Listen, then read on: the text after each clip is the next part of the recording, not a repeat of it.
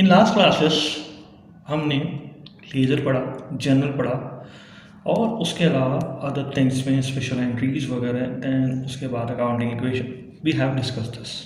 Now today we will discuss special purpose books. हमें पता है कि जब हम जर्नल बनाते हैं, जर्नल एंट्रीज करते हैं, तो सारे ट्रांजेक्शन एक ही कैटेगरी में हमें रिकॉर्ड करने पड़ते हैं। अब ये इतनी बड़ी बुक हो जाती है, चलो ठीक है, छोटी कंपनी कोई दिक्कत नहीं, 3-4 ट्रांजेक्शन हो जाए, कोई इशू नहीं। But when we will record all the transaction में भी पॉसिबल ज़्यादा ट्रांजेक्शन हो, तो उस केस में जर्नल एक ऐसी बुक है जिसमें जो भी ट्रांजेक्शन रिकॉर्ड करेंगे उसको सेग्रीगेट करना थोड़ा मुश्किल हो जाता है। दैन उसके बाद लेज़र बनाते हैं, लेज़र बात की बात है। तो हम क्या करते हैं, इस जर्नल को हम कुछ बुक्स में कैटेगराइज करते हैं, कुछ रजिस्टर में कैटेगराइज कर देते हैं।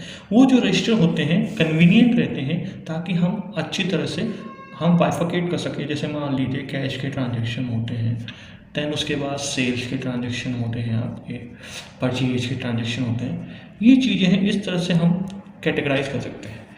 अब ये जो भी हैं हमारे, जैसे कैश में रिसिप्ट एंड पेमेंट, सेल्स में आपकी जो भी सेल्स से रिलेटेड ट्रांजेक्शन जो क्रेडिट के हैं या परचेज के हैं उसके साथ। नाउ जो भी बुक्स हैं हम ताकि कन्वीनियंट हो जाए, हाँ भैया हमारे पास इतना कैश है, इतना सेल हुआ, इतनी परचेज हुई, उसके लिए हम स्पेशल पर्पज बुक्स बनाते हैं। इन्हें हम सब्सिडरी बुक्स के नाम से जानते हैं। उसके बाद ईजी हो जाता है लेज़र वगैरह बनाना। तो सब्सिडरी बुक्स जो कि हम पहले जर्नल में करते हैं, तो जर्नल नहीं करके हम इन कैटेगरीज में डिवाइड करते हैं। अब there are many types of subsidiary books. हम बोल सकते हैं सबसे पहले हमारी होती है कैश बुक होती है, जिसमें only related to cash transaction, यानी जो कैश में बैंक में ट्रांजेक्शन हुए हैं, बैंक के थ्रू हुए, उन्हीं को हम रिकॉर्ड करते हैं। दैन उसके बाद आपकी होती है सेल्स बुक। सेल्स बुक में क्या रिकॉर्ड करते हैं, ओनली क्रेडिट ट्रांजेक्शन, जो भी आपकी ओनली क्रेडिट सेल्स से रिलेटेड ट्रांजेक्शन, क्योंकि अगर कैश की हुई तो वो कैश बुक में ही आएगी। यहाँ पे ऑल कैश ट्रांजेक्शन, कैश या फिर बैंक ट्रांजेक्शन, ये रिकॉर्ड होते हैं। देन थर्ड आपकी आती है परचेज बुक। ये आपकी purchase book, only credit purchase we will record here. ये हम रिकॉर्ड करते हैं क्रेडिट परचेज यहाँ पे। देन इसके बाद ऑब्वियसली बात है, जो गुड्स आया है वो जाएगा, किसी कारण से रिटर्न होगा, या गुड्स हमने जो सेल किया वो भी रिटर्न होगा। तो सेल्स रिटर्न बुक, जो हमारे पास बेचा हुआ माल वापस आ गया किसी न किसी रीज़न से, तो सेल्स रिटर्न बुक बन जाएगी आपकी। देन उसके बाद आपका परचेज जो आपने किया वो भी कोई ना कोई डिफेक्ट या कोई रीज़न के कारण आप रिटर्न करते हो, तो परचेज रिटर्न बुक बन जाएगी आपकी। देन उसके बाद आपका जो और ट्रांजेक्शन इसके अलावा बाकी बचे हुए हैं, उसमें आपके जर्नल प्रॉपर में आ जाएंगे। लाइक एडजस्टमेंट एंट्री हो गई आपकी, ओपनिंग एंट्री हो गई आपकी, दैन उसके अलावा आपकी क्लोजिंग एंट्री हो गई, और भी बहुत जो एंट्रीज होती हैं वो उसमें आपके जर्नल प्रॉपर में लास्ट होती है। अब ये सारी चीज़ें करने से पहले हमें एक चीज़ और समझनी है, डिस्काउंट। डिस्काउंट का मीन क्या होता है? डिस्काउंट एक डिडक्शन होता है, deduction on price of product. Suppose कोई प्रोडक्ट 500 रुपये का है, आपको डिडक्शन में भी परसेंटेज में मिले, में भी रुपीज़ में बोला कि 10 रुपीज़ का आपको डिस्काउंट डिडक्शन मिलेगा, यानी आपको यू हैव टू पे 490 रुपीज़। या आपको बोलिए 5 और 100 रुपीज़ की वैल्यू है, प्राइस है, यू विल रिसीव 10% डिस्काउंट। तो दैट मीन्स 500 का 10% माइनस करो तो you have to pay only 450 rupees. तो इस तरह से ये आपका discount, deduction in the value of the product. अब डिस्काउंट की बात आती है तो there are 2 types of discount. One is cash discount and the second is trade discount. Now one by one we will discuss about this, what is the trade discount, what is the cash discount. सबसे पहली चीज आती है trade discount. Trade discount का क्या होता है? Trade discount जब भी इंक्रीज करनी होती है आपको अपनी sale, increase the sale, to increase the sale we are giving the discount, that is called trade discount. तो वो जो भी होता है ट्रेड डिस्काउंट, जैसे आपकी सेल्स वगैरह लगती है, तो उसमें कभी भी आप चेक करिएगा 500 की चीज़ है, 10% काट के डिस्काउंट उसमें शो नहीं होगा, डायरेक्ट अमाउंट कर देंगे। इसकी एंट्री भी अभी हम कर लेंगे डिस्कस। तो trade discount we will give to increase our sale. Cash discount to receive prompt payment. अब प्रॉम्प्ट पेमेंट का मतलब क्या हो गया कि आपने किसी भी डेटर को, डेटर यानी to whom we are selling the goods on credit.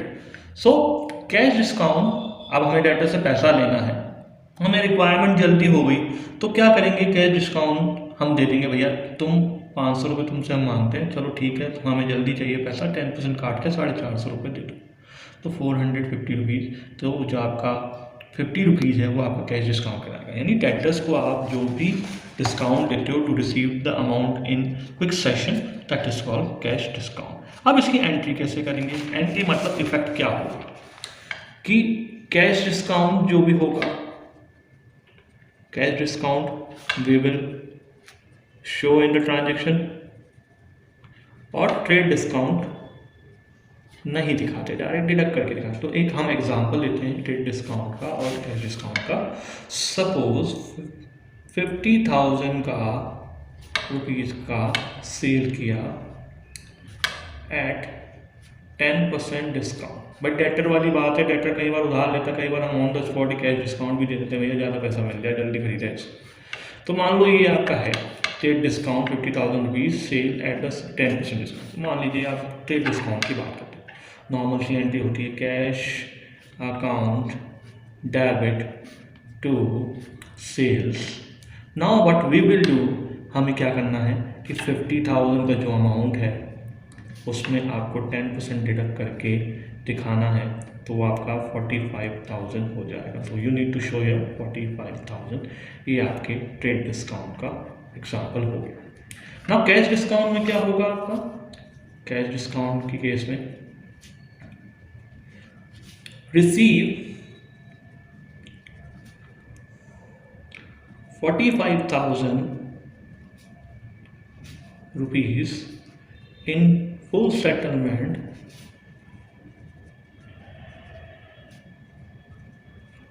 from Ram, इसको सिंपल में भी बोल सकते हैं, from Ram of bill rupees 50,000। यानी हम राम से कितने 50,000 मांगते थे, उससे 45,000 हमने फुल सेटलमेंट के रूप में रिसीव कर लिया, भैया ले ले, तू जल्दी ले ले। तो नॉर्मल एंट्री करोगे, कैश आया या बैंक आया जो भी है, कैश अकाउंट डेबिट। अब when we are paying giving the discount, अब हम डिस्काउंट दो तरह, या तो लेते हैं या देते हैं। When we will receive the discount, purchase पे रिसीव करोगे, और अगर हम देते हैं तो वो हमारे लिए लॉस है, तो लॉस यानी डिस्काउंट हमारा डेबिट हो जाएगा। तो discount allowed account debit to sales, तो सेल्स में तो पूरे 50,000 सॉरी टू राम पूरे 50,000 आ जाएंगे। देन कैश कितना रिसीव हुआ हमें 45,000, और ये 5,000 हमें रिसीव हो गया। ये हो गई हमारे डिस्काउंट की बात। अब आते हैं कुछ बुक्स हम डिस्कस करते हैं, कैश बुक, सेल्स बुक, जो भी सारी चीज़ें वो हम करते हैं। सबसे पहले हम डिस्कस करेंगे, अगर हम बोलें cash book, cash book we will record all the transaction which are related to in cash, यानी जो कि कैश में हो। कैश बुक हमारी कितने टाइप्स की होती है, बहुत होती है। सिंपल कैश बुक होती है हमारी, देन उसके बाद हमारी 2 कॉलम कैश बुक, इसमें भी आपकी कैटेगरी होती है 2 कॉलम कैश बुक, यानी जिसमें आपके जो पेमेंट के हैं 2 कॉलम बन जाएंगे, बाकी तो सारा वही रहेगा आपका। थर्ड आपकी 3 कॉलम कैश बुक,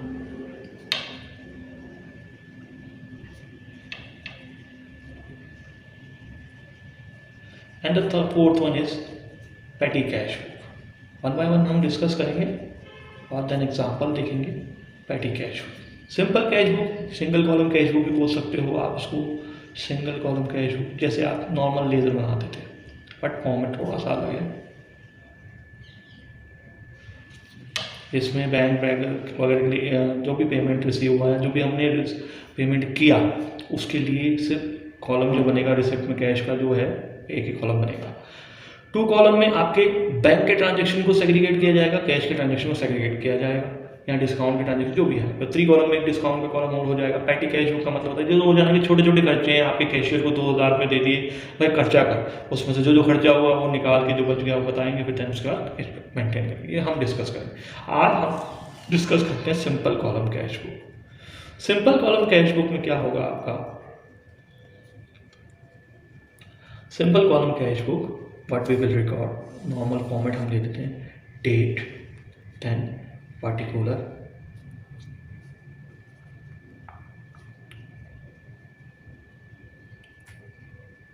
लिख लीजिए, या आप ऐसा कर सकते हैं इसमें इसकी जगह आप रिसिप्ट भी लिख सकते हैं, रिसिप्ट्स।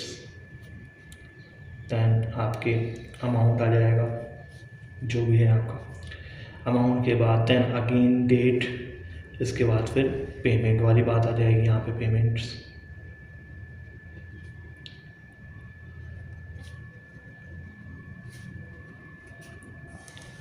सिंपल कॉलम क्या है, बस नाम चेंज हो गए, बाकी सारी चीज़ें वैसे ही है जैसे आपके लेज़र बनते हैं। सपोज गुड्स सोल्ड ₹50,000, तो ये कैश का ट्रांजेक्शन है, तो टू सेल्स मान लीजिए अपने अप्रैल 1 को हमें रिसीव हुआ है टू सेल्स, तो टू सेल्स हमारा 50,000 हो गया। इसी तरह goods purchased at 10% discount of ₹50,000। अब भाई हमें क्या दिखाना है, यहाँ पे डिस्काउंट का तो कुछ कॉलम है नहीं, तो we need not to show the discount. Suppose ये हमारा 1 मई को हमने रिसीव किया, तो बाय, यहाँ पेमेंट है, यहाँ हमने लिख दिया बाय परचेज, यहाँ रिसिप्ट है, रिसिप्ट हमने यहाँ लिख दी बाय परचेजेस। ये आपका 50 में से 10% गया, 45,000 नेट अमाउंट शो कर दिया। अब कोई ट्रांजेक्शन ले दिया, हाँ भाई गुड्स सोल्ड टू राम ₹50,000। अब ये ट्रांजेक्शन नहीं आएगा, क्यों? क्योंकि इसमें कोई भी कैश नहीं बोल रहा राम को, that means it is the credit transaction. So हमें ये देखना पड़ेगा, कई बार कंफ्यूजन के लिए क्वेश्चन में ऐसे ट्रांजेक्शन दे रहे हैं जो कैश में है ही नहीं, सो आपको उसको रिकॉर्ड करना नहीं, उसकी अलग से जनरल एंट्री वर्किंग नोट में शो करनी है, कुछ Ram account debit to sales 50,000, ये चीज़ हो जाएगी। इसी तरह डिस्काउंट दिया, बैंक में जमा किया, डिपॉजिट कराया, जो भी है सारे इसमें ट्रांजेक्शन होंगे। नेक्स्ट क्लास में हम आगे समझेंगे टू कॉलम कैश बुक, इससे रिलेटेड क्वेश्चन भी हम करेंगे ताकि और क्लियर हो जाए। If you have any query, you can comment me. I will give you your answer in comment box. Okay, thank you.